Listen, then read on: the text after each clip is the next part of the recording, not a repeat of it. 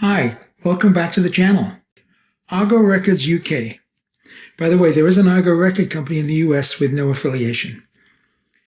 Argo was purchased by Decca in 1957. Unlike Degritter, which basically rented Decca engineering talent, the new Malden pressing plant, and was not allowed to advertise the Decca name on any promotional products or releases, Decca acquired Argo in full. The Decca parent company name can be found on all Argo releases. Argo Records UK was established in 1951 by Harley Usil. The label's name, Argo, was inspired by Greek mythology. The ship Argo carried Jason and the Argonauts on their legendary quest. This name symbolized the company's adventurous and pioneering spirit in the recording industry. Argo played a crucial role in preserving and promoting a wide range of artistic and literary works, including poetry, drama, and choral music. Over the decades, it built a strong reputation for its innovative approach to recording and its commitment to British cultural heritage. Neville Marriner and the Academy of St. Mars in the Fields began recording chamber orchestra works in the early 70s, and that's where we come in for our top 10. They are primarily orchestral works with one quintet record and a full orchestral release from the 1960s. Your top 10 list may be different. Please write yours in the comments below. If you have one of the many choral records from the 1960s, count yourself lucky. Along with some chamber recordings sponsored by the British Council, many are very collectible for their sound, super performances, and very interesting repertoire. Much like the Degritter and Decca pressings, you want the ubiquitous Made in England on the Argo label. It means it was pressed at the Decca New Malden plant. Unfortunately, Decca moved all their pressings to the Netherlands in 1979. When searching at an Argo purchase, look for the Made in England. Soon after that move, Argo's presence in the recording business declined, and the label was discontinued in the early 90s. An all too familiar dispiriting classical record label story. Oh well, let's get to the fun, unscripted part. I'll put all the pertinent information for you in the lower third section, including engineers, dates, and recording location. So, number 10 on the list is Alan Loveday violin and Stephen Shingles viola, with the Academy of St. Mars in the Fields, conducted by Neville Marriner, or I should say directed by Neville Marriner in those days. This is from 1970, Mozart Symphony No. 32 in G minor, and the beautiful Sinfonia Concertante, and of course Eine kleine Nachtmusik. The playing is, of course, superb by the early Academy of St. Mars in the Fields. It was recorded at St. John Smith Square. You're going to hear that a lot in this video. St. John's Square is a beautiful converted church, converted concert hall and recording space just near Westminster. I've played there many, many times. It's a gorgeous place. The acoustics are fantastic, and that's why they recorded there. I'll tell you a couple of interesting stories as we go along, but it's a lovely recording space, and it sounds it on this recording. This is, quintessential Academy playing. All the best string players in London gathered by Neville Marriner, who was before then principal second violin of the LSO, and a very good businessman, and a pretty good conductor, but boy, did he know how to get the best players, and they produced for him. Number 9 is ZRG 655, the Philip Jones Brass Ensemble, Just Brass it's called. I haven't had this for a few years. It was pretty well damaged, but it was an amazing brass ensemble recording. And I always bought it for the Malcolm Arnold Brass Quintet, which is just an incredibly good piece. And the brass quintet that Philip Jones uses, Philip Jones is on second trumpet. I'm not sure, I forget who's on first. It could be John Wilbraham. Wonderful trumpet players. But the French horn player is Ifo James, I-F-O-I, Ifo James, a Welsh superstar horn player, played in London orchestras, mainly teaching and soloist. And John Iverson from the Royal Opera House Orchestra, the trombone, just incredible trombone. And of course the great John Fletcher on tuba from the LSO, just amazing. So yeah, it's got the Ewald Symphony for brass, Salcedo Divertimento, Stephen Dodgson's Suite for brass septet, and they're all good, but the Arnold is the Michael Arnold Brass Quintet is the star of this show. ZRG 655, a wonderful recording, again at St. John Smith Square, and this one was engineered by Tryggvi Tryggvason. Sounds like a Icelandic gentleman. Number 8 on the list is one of the most famous recordings the Academy of St. Mars in the Fields ever made. Sold 500,000 copies.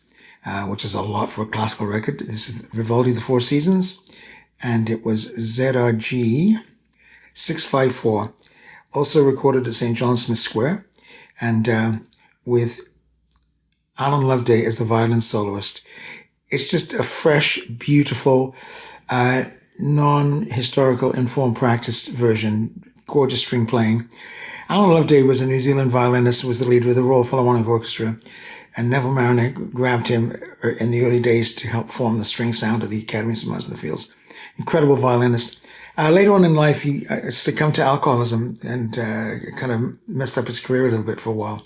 Then he kind of came back, and then he sat at the back desk of the Academy and played until his retirement. But just the most wonderful, natural player. And I think if you don't have a Four Seasons, this is the one to get. And number 7 on the list is ZRG 670. The Dvorak Serenade for Strings. Isn't that a gorgeous piece of music? And they play it so beautifully. The Academy of St. Martin's-in-the-Fields with Neville Marriner again. And also the Grieg Holberg Suite. Do you know that piece? That really wonderful galloping string part in the opening movement. It's wonderful. This was recorded actually at Kingsway by Stanley Goodall. So back to kind of the Decker main team there. And it was recorded in May 1970 and released November 1970. So early Neville Marriner. Wonderful. The playing is exceptional. The recording is absolutely beautiful, as you would expect from Stanley Goodall and Kingsway Hall. And if you want that coupling, highly recommended. And number 6 on my list was a gift, actually, from Ryan Fuzzato, who's a regular member as a guest on our Everything Classical Music live stream Wednesdays at 5 p.m. at Audiophilia channel. Shameless plug there. Academy of St. Martin's-in-the-Fields, Neville Marriner again. It's ZRG 860.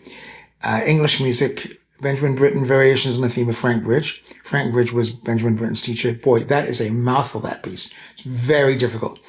Even the Academy seemed like they're concentrating, but they play the hell out of it. And then 3 gorgeous Butterworth pieces. George Butterworth, he was the gentleman, the great young composer, got killed at the Battle of the Somme 3 months before the end of the First World War. He was 21 years old. Very tragic. But he wrote The Banks of Green Willow, so English, and then 2 English idylls. Then his most famous work, A Shropshire Lad Rhapsody, which is absolutely stunning. And all received beautiful performances. And the recording is outstanding by Stanley Goodall and Simon Eden from St. John Smith Square. Number 5 on the list is a very famous early recording by the Academy of St. Martin's-in-the-Fields, released in 1967. This is the Rossini String Sonatas. Incredible pieces that Rossini wrote when he was just a teenager. And this is ZRG 506. And it's a Kingsway Hall recording by Kenneth Wilkinson. But just exceptional playing. Small group of virtuosos. And it's so sweet and so beautiful. And to get the violin tone and also solo bass sound like that is really, really wonderful. And number 4 is a very famous, very beautiful Argo release. It's ZRG 696. Once again with the Academy of St. Martin's-in-the-Fields with Neville Marriner. This time with Iona Brown as the violin soloist from Kingsway Hall, recorded in 1971, engineered by Stanley Goodall. This is the Vaughan Williams album. And if it wasn't for the Barbaroli English string music with the Elgar and the Vaughan Williams on it, this would be the number 1 choice for all these pieces. The Lark Ascending, 5 variants of Dives and Lazarus. I think it's Divus and Lazarus, but I just call it Dives and Lazarus. Fantasia on Greensleeves with William Bennett. Oh my goodness, what flute playing. But the Fantasia on theme of Thomas Tallis. It matches the Sinfonia of London's playing on that famous EMI. I've done a video on that recording. It's just magnificent. But this is just absolutely beautiful. Doesn't quite pip Barbaroli leading the orchestra. But it's wonderful. And if it's the only one you have, it's fine. The Fantasia on the theme of Thomas Tallis is a magnificent performance of a magnificent piece. And number 3 is a real favorite of mine. This time played by the London Symphony Orchestra. It's a much larger piece with Colin Davis. This is Sir Michael Tippett's Symphony No. 2. And it's ZRG 535. It's recorded in 1967 in Kingsway with engineer James Locke, another famous engineer. And it also includes some vocal work sung by the John Aldous Choirs, very good. But the other thing, and this is the Michael Tippett Sonata for Four Horns, which is just the most incredibly difficult virtuosic piece. And it's the Barry Tuckwell Horn Quartet, which is basically the LSO horn section. And it's a magnificent recording and magnificent performance. But the Symphony No. 2, it's tonal yet advanced with a little bit of modernity. It's very accessible. It's not squeaky gate music, as James Coley calls me, that type of music. You know what I'm talking about. I highly recommend this disc. And the LSO's performance, oh my goodness, it's fantastic. My number 2 on the list is an absolutely magnificent recording and performance. ZRG 575 is Stravinsky's Pulcinella. Not the whole ballet, it's more like the Pulcinella suite. And this other ballet, Apollon Musagette. I find Apollon Musagette kind of tiresome. It's not very exciting. It's beautifully played by this is the Academy of Sonatas in the Fields, directed again by Neville Marriner. This is an early recording, 1968. Another Kenneth Wilkinson masterpiece recorded at Kingsway Hall. I heard this about 15, 20 years ago. I haven't heard it since when I purchased this record. You know how things go. You don't hear things for a while. I put this on the other day on my new Analog Relax cartridge. This very, very expensive masterpiece of a cartridge. I could not believe this recording played by this cartridge. It's absolutely unbelievable. And my go-to always is for Pulcinella. The whole ballet is Abbado with the LSO. But I'm going to be honest with you. I think this pips that. The playing of the Academy on this recording is absolutely brilliant. And finally, we get to number 1, which is again the Academy of Sonatas in the Fields, directed by Neville Marriner. It's again from St. John Smith Square, and it has some very interesting audiophile tells on this recording, and I'll tell you what they are in a second. It's from 1975 recording, Barbara Adagio for strings. You won't hear it better. It's beautiful. Aaron Copland's Quiet City, which is a magnificent piece of music played by Celia Nicklin on cor anglais. She's wonderful. But the trumpet soloist is Michael Laird. He's amazing. Henry Cowell, Hymn Fuguing Tune No. 10, lovely. Charles Ives, Symphony No. 3, The Camp Meeting, very tonal, very beautiful, very New England, very American, not any of his crazy stuff. And Paul Creston, self-taught composer, a kind of a scherzo piece for a small orchestra called Aruma. Let me tell you a little bit about this recording. Once in a while, you're going to hear, if you have the pickup and the speakers, and you don't even need a sub, but if you have a sub, it's going to be more pronounced. And you'll hear a very, very low rumble. Not like the Kingsway rumble, which is a consistent rumble as the subway goes by. This is like a very, very, it's even lower.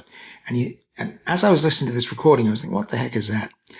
And then I remembered as I was a student and I would walk from Westminster Station, turn right out of Westminster Station, walk down the embankment, then turn right into St. John's Square. There were a big set of lights there. And it was a very busy road, the embankment, especially in the morning, a lot of traffic. And when they did recordings in the morning, what would happen is there would be a lineup at the lights. And in England, they call them heavy goods vans, taking fruits and vegetables and meat to different places. And when they press the accelerator, it's a very, very low rumble as the engine kicks into gear. And it's really low. And that's what you're hearing on this recording.